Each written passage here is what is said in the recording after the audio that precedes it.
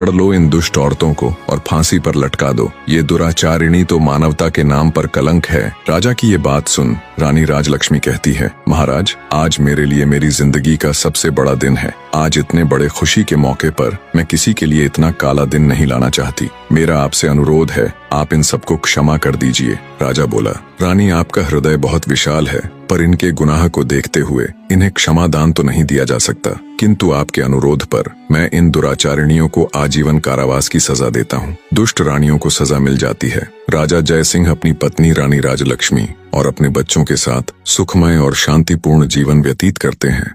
कहानी का निष्कर्ष बताने से पहले आपसे दो बातें करना चाहूंगा। एक तो ये कि आप सब में से बहुत से ऐसे भाई बहन हैं जो मेरी तरह वीडियो बनाना चाहते हैं और आए दिन कमेंट करके पूछते रहते हैं।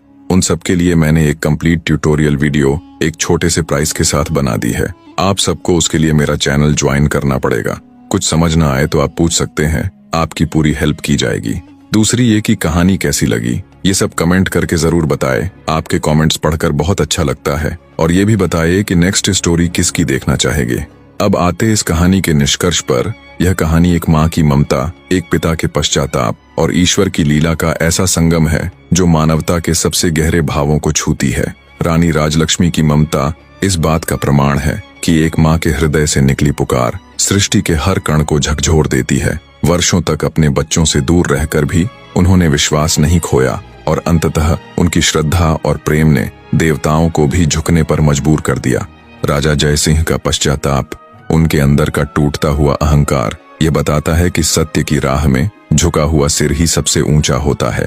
जब उन्होंने अपनी भूल को स्वीकारा तो उनका मन भी पावन हो गया। और रानी राजलक्ष्मी का क्षमा भाव इस संसार को यह सिखाता है कि सच्चा प्रेम बदले की भावना नहीं रखता, बल्कि क्षमा और करुणा से जीवन को सुंदर बनाता है। प्रेम, विश्वास और आस्था की शक्ति से जीवन की सबसे कठिन परिस्थितियों को भी बदला जा सकता है। जब मनुष्य के हृदय में सच्ची प्रार्थना होती है तो ईश्वर भी उनके लिए मार्ग प्रशस्त कर देते हैं। जीवन में कितनी भी कठिनाई आए, लेकिन यदि प्रेम और श्रद्धा के दीपक को मन में जलाकर रखा जाए तो अंततः विजय हमारी ही होती है।